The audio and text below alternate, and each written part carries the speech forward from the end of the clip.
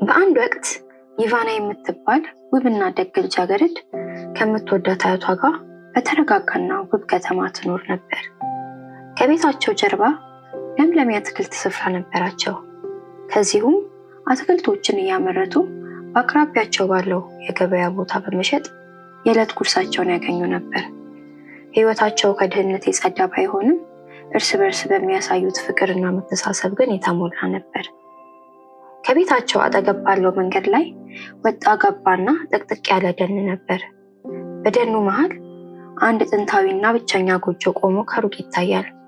ከሩቅ ሲታይ የተተወና ባዶ ቢመስልም ስለሱ ብዙ እንግዳ ታሪኮች ይነገሩ ነበር።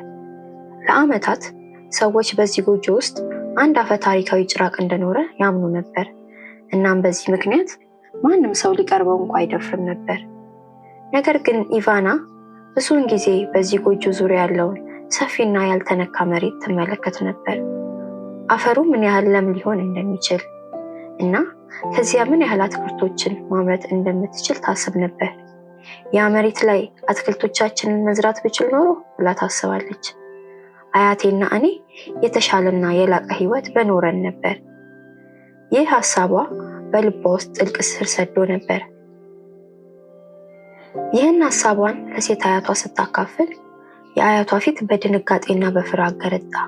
ኢቫና፣ እዚያ ቦታ ለመሄድ በፍጹም እንዳታስቢ፣ ያ ቦታ የተረገመ ነው ብለው በቁጣ መለሱላት። የኢቫና ልብ ግን እረፍት አልሰጣትም። ሌሊት ከሌሊት ስለዚያ ክፍት ሜዳ በለመላሜና በተስፋ የተሞላውን ቦታ እያሰበች እንቅልፍ አጥታ ነበር። አንድ ጸጥ ያለ ምሽት ኢቫና አያቷ ጥልቅ እንቅልፍ ውስጥ እንደገቡ ካረጋገጠች በኋላ ቀስ ብላ መሳሪያዎቿን ይዛ ከቤት ወጣች። በዛፎች መካከል በፍጥነት እየተራመደች ከጎጆ ጀርባ ወዳለው ሜዳ ደረሰች። ከጎጆው ርቃ ከመንገድ ተሰውራ መስራት ጀመረች። ለ3 ተከታታይ ምሽቶች የተወሰነ ቦታ አጸዳች። መሬቱን በጥንቃቄ አረሰች። ዘርዘርታና በቀስታ ከገለባ ጋር ሸፍና ስራዋን በሙሉ ፍቅርና ተስፋ አከናወነች። ከዚያም በትዕግስት መጠበቅ ጀመረች። ከአንድ ወር በኋላ ተመልሳ ስትመጣ ችግኞቹ መብቀል ጀምረው ነበር። በሙሉ ጥንቃቄ በተነቻቸው እና በሳምንት አንድ ጊዜ ለመንከባከብ፣ ለማረም እና ውሃ ለማጠጣት ትመላልስ ነበር። ከበርካታ ወራት በኋላ ተክሎቹ በሚያስደንቅ ሁኔታ አፈሩ። መጀመሪያ የበሰሉት ቲማቲሞቹ ነበሩ፣ ደማቅ ቀይና ለዓይን የሚያምሩ። ኢቫና አንድ ምሽት ለመሰብሰብ ስትመጣ ግን ባየችው ነገር በጣም ደነገጠች። ግማሹ ቲማቲም ተወስዶ ነበር። በቦታው ደርቃ ቀረች። በቁጣ በፍርሃትና በግራ መጋባት ተሞልታ የቀረውን ሰብስባ በከባድ ልብ ወደ ቤቷ ተመለሰች። በሚቀጥለው ጊዜ ስትመጣ ሌሎች አትክልቶችም ጠፍተው ነበር። ሳምንት ከሳምንት ሁሉም አትክልቶች እሷ ከመድረሷ ጥቂት ቀደም ብሎ ይሰረቁ ነበር። የሚሰርቀው ጭራቁ መሆን አለበት ብላ አሰበች። ኢቫና ፍርሃቷ እየጨመረ በመጨረሻም አትክልቶቿን የሚሰርቀውን ሰው ለመያዝ ሌሊቱ ሙሉ ለመቆየት ወሰነች። በብርማው የጨረቃ ብርሃን ስር ኢቫና ከረጃጅም እጽዋት ጀርባ ተደበቀች። አይኖቿ በሰፊው ተከፍተው ንቁ ሆነው ይጠብቁ ነበር። ሰዓታት አለፉ። ከንጋት በፊት የሌሊቱ ጸጥታ ተሰበረ። ከጎጆ ውስጥ አንድ ድምፅ ተሰማ። የጎጆ መስኮት በቀስታ ተከፈተ። ኢቫና በጣም ደነገጠች። መልከ መልካም የተበታተነ ፀጉርና የተቀደደ አቧራማ ልብስ የለበሰ አንድ ወጣት ቅርጫት ይዞ ወጣ። በጥንቃቄ ይንቀሳቀስ ነበር፣ እንዳይታይ የሚፈራ ይመስል እና የበሰሉትን ቲማቲሞች በፍጥነት መልቀም ጀመረ። ፊቱ የደከመ የጠፋ ይመስላል። የኢቫና ፍርሃት ወደ አግራሞት ተለወጠ። ጭራቅ አይደለም ብላ በሹክሹክታ ተናገረች። በቀስታ በጥንቃቄ ይንቀሳቀስ ነበር። አይኖቹ ወደ ዛፎቹ ይሽከረከሩ ነበር። እያንዳንዱ እርምጃ ሆን ተብሎ የተወሰደ ይመስላል። እንደተደበቀ ሰው፣ እንዳይታይ የሚፈራ። በአኳኋን ውስጥ የሚያስደንቅ ነገር ነበር። የጭራቅ የማስፈራራት ሳይሆን የጠፋ ሰውና ጥልቅ ሐዘን የወረረው። ኢቫና በሳር ውስጥ ዝቅ ብላ ተቀመጠች፣ ትንፋሿ በደረቷ ውስጥ እንደተያዘ። ነገር ግን ፍርሃቷ ወደ ጥልቅ የማወቅ ጉጉትና ቅን ርህራሄ ተቀየረ። ወጣቱ ለአፍታ በአትክልት ስፍራ ውስጥ ከቆየ በኋላ ወደ ጎጆ ተመለሰ። እንቅስቃሴዎቹ ጸጥ ያሉ፣ ልክ እንደ መንፈስ ነበሩ። ወደ በሩ ሲደርስ ቆም አለና ወደ ሰማዩ ትኩር ብሎ ተመለከተ። ልክ እንደ ትውስታ የደረሰበትን ነገር እየፈለገ ይመስል። ከዚያም ወደ ጎጆ ውስጥ ገብቶ በሩን ዘጋ። ኢቫና በቦታው ደርቃ ቀረች፣ ልቧ እየመታ። ከፍርሃት ሳይሆን መንደሩ ለዓመታት ሲያስተላልፍ የኖረው ታሪክ በሙሉ የተሳሳተ መሆኑን በማየቷ ነበር። ይህ ሰው አውሬ አልነበረም። ኢቫና የማታውቀው ማንም ያላስታወሰው ይህ ሰው አንድ ልዑል ኤሊያን፣ የሟቹ ንጉሥ ታሪዮን የመጀመሪያ ልጅና የዙፋኑ ወራሽ እንደነበር ነው። ኤሊያን ደግ፣ ጥበበኛ ልብ ያለው ልጅ ነበር። መንግስቱን በፍትሃዊነትና በጥንካሬ እንዲመራ እየተዘጋጀ ነበር። ህዝቡ ይወደው ነበር፣ አማካሪዎች ያከብሩት ነበር። ነገር ግን ታናሽ ወንድሙ ማሪክ በኤሊያን ጥላ ስር አድጎ ነበር። ሁልጊዜ ሁለተኛ፣ ሁልጊዜ ከኤሊያን ጋር ይነጻጸራል። ከጊዜ በኋላ ይህ ቅናት ወደ መራራ ምቀኝነት ተለወጠ እና አባታቸው ጤናቸው እየቀነሰ ሲመጣ ማሪክ ይሄ ብቸኛ ኤሊያንን የሚያስወግድበት እድል እንደሆነ አሰበ። አንድ ማለዳ በሐሰተኛ ሙቀት በተሞላ ፈገግታ ማሪክ ኤሊያንን በምስራቃዊ ጫካ ውስጥ ለአደን ጉዞ አብረው እንዲሄዱ ጋበዘው። ዛፎችና ጸጥታ የበዛበት ጥቅጥቅ ያለ ጫካ። ከዚያ በፊት ከሄዱበት በላይ ወደ ጫካው ጥልቀት ገቡ። እዚያም የማሪክ ክፉ እድል ኤሊያንን እየጠበቀው ነበር። ጭንብል የለበሱ ዘራፊዎች ልዑሉን አደባይተው አጠቁ። ጥቃታቸው ፈጣንና ምህረት የለሽ ነበር።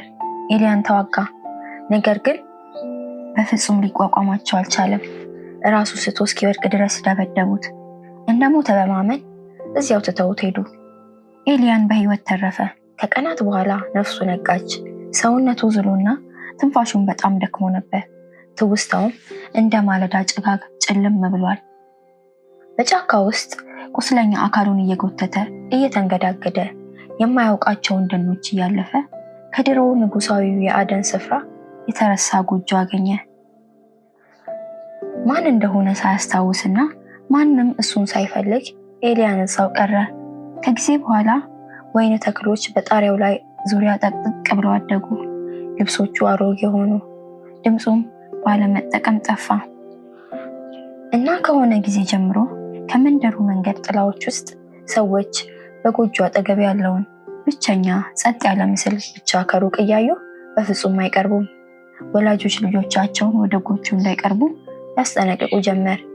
የጫካው ጭራቅ ታሪክ የተወለደው በዚህ መልኩ ነበር። ግን እርሱ ጭራቅ አልነበረም። ምንም ትውስታ የሌለው፣ ዘውድ የሌለውና እውነቱን የሚናገርለት ማንም የቀረሰው የሌለው የወደቀ ልዑል ነበር፣ ኢቫና እስክታገኘው ድረስ። ኢቫና ልቧ በፍጥነት እየመታ በቀስታ ወጥታ ወደ ጎጆ ቀረበች። በሩን በቀስታ አንኳኳች። ወጣቱ ተገርሞ ከፈተው። አይኖቹ ከአይኖቿ ጋር ተገናኙ። እናም ለአፍታ ሁሉም ነገር ዝም አለ። ኢቫና ድምጿ እየተንቀጠቀጠ አንተ ማነህ ብላ ጠየቀችው። ሰውየው ግራ በመጋባት አይኖቹ ሰፋ ብለው ተመለከታት። ለመመለስ ያህል አፉን ከፈተ፣ ግን ምንም ቃላት ከአፉ አልወጡም። ይልቁንም አይኖቹን ዝቅ አደረገና ወደ ጎን ዞር አለ። በቀስታ እንድትገባ ጋበዛት። ኢቫና በበሩ ደጃፍ ላይ ምን እንደምታገኝ እርግጠኛ ሳትሆን ትንሽ አቅማማች። ነገር ግን በሱ ውስጥ ያለው ነገር ብቸኛ፣ ደካማና ልጅ መሰል ገጽታ ወደፊት ስቧት ገባች።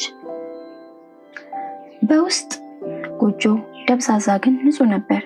ትንሽ እሳት በእሳት ማሞቂያ ውስጥ እየነደደ ነበር። ክፍሉ በጣም ቀለል ያለ ነው። ያረጀ የእንጨት ጠረጴዛ፣ ጥቂት በእጅ የተሰሩ ወንበሮች እና በአንድ ጥግ ላይ እንደ አልጋ የሚያገለግል የድሮ ብርድ ልብስ ክምር። የደረቁ እጽዋት ከጣሪያው ላይ ተንጠልጥለዋል እና አትክልቶች፣ የእሱ አትክልቶች በግድግዳው አጠገብ ባሉ ቅርጫቶች ውስጥ በሚያምር ሁኔታ ተደርድረው ነበር። ኢቫና ወደ እሱ ዞር አለች። ይህን ሁሉ ጊዜ እዚህ ብቻህን የነበርከው አንተ ነህ? በቀስታ ራሱን ነቀነቀ። እንደገና ጠየቀችው፣ ስም ማን ነው? በዚህ ጊዜ የተጨነቀ ይመስላል። እጁን በልቡ ላይ አድርጎ ራሱን ነቀነቀ። እኔ አላስታውስም ሲል በደረቅ ድምፅ ሹክ አለ። ኢቫና አዘነችለት። እኔ ኢቫና ነኝ አለች እየቀረበች። በጣም ፈርቼ ነበር። የአካባቢው ሰው እዚህ ጎጆ ውስጥ ያለው ጭራቅ እንደሆነ ነው የሚያስቡት። ወጣቱ ተመለከታት። አገላለጹ ማንበብ የማይቻል ነበር። በሚቀጥሉት ቀናት ኢቫና ወደ ጎጆ መመላለስ ጀመረች። መጀመሪያ በጥንቃቄ ከዚያም እየጨመረ በሚሄድ እምነት ምግብ፣ ንጹህ ልብሶችና እጽዋት አመጣችለት። ስለ አትክልቷ፣ ስለ መንደሩ ገበያና ጎረቤቶቿ ስለ ጫካው ጭራቅ ይናገሩ የነበሩትን አስቂ ነገሮች ነገረችው። በየመጣችበት ጊዜ ወጣቱ የበለጠ ሕያው እየመሰለ ሄደ።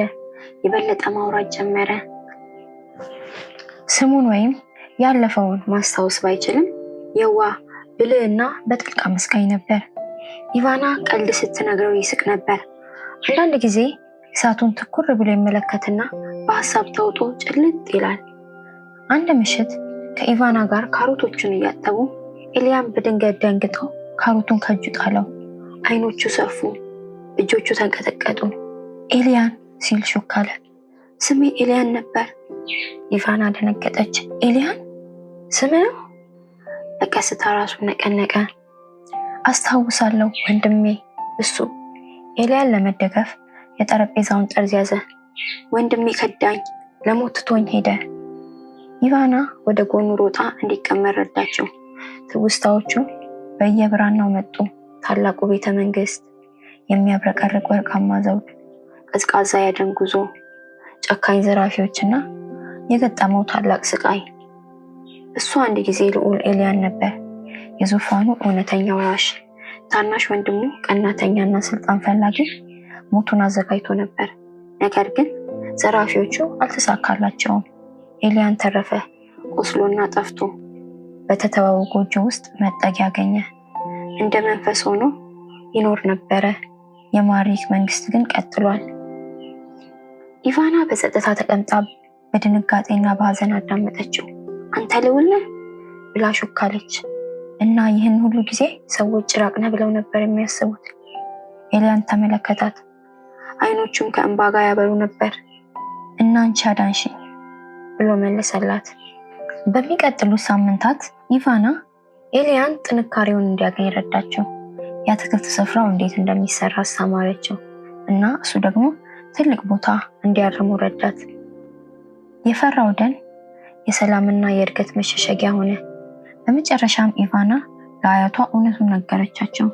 መጀመሪያ ላይ አሮጊቷ ሴት በጣም ፈርተው ነበር። ነገር ግን ኤልያንን ሲያገኙት ፍርሃታቸው ቀለጠ። በቀላል ልብሶችና በሀዘን በተሞሉ አይኖቹ ስር እንኳን በውስጡ ያለውን የንጉሳዊ ክቡርነት አየች። ኤልያን በቂ ጥንካሬ ሲያገኝ ወደ መንግስቱ ለመመለስና እውነቱን ለመግለጽ ወሰነ። ኢቫና ከእርሱ ጋር ለመሄድ አጥብቃ ጠየቀች። ጉዞ ረጅምና አደጋ የተሞላ ነበር።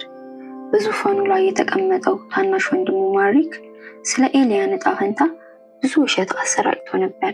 ነገር ግን ህዝቡ እውነተኛውን ልዑል በህይወት ሲያይና ኤልያን በትከሻው ላይ ያለውን የድሮ ጠባሳ ሲያሳይ እንዲሁም እሱ ብቻ ሊያውቃቸው ስለሚችሉ የቤተ መንግስት ቦታዎችን ሲናገር ብዙዎች አመኑት። መንግስቱ በግርግር ተነቃነቀ። የሽማግሌዎች ምክር ቤት ተሰበሰበ። የኤልያንን ታሪክ ከሰሙ በኋላና የታናሽ ወንድሙ አገዛዝ ውስጥ ያለውን ተንኮልና ግፍ አይተው ሐሰተኛውን ንጉስ ከስልጣን አስወግደው ኤልያንን እውነተኛ ወራሽ ብለው አወጁ።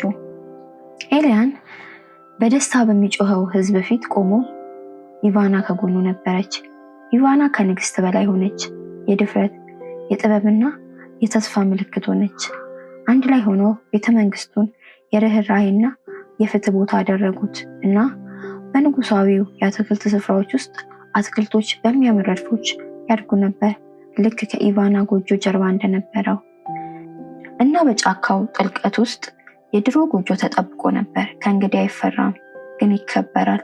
የጠፋው ልዑል የተገኘበት፣ ፍቅርና ተስፋ ያበበበት ቦታ። እነሱም በደስታና በፍቅር ለረጅም ጊዜ ገዙ።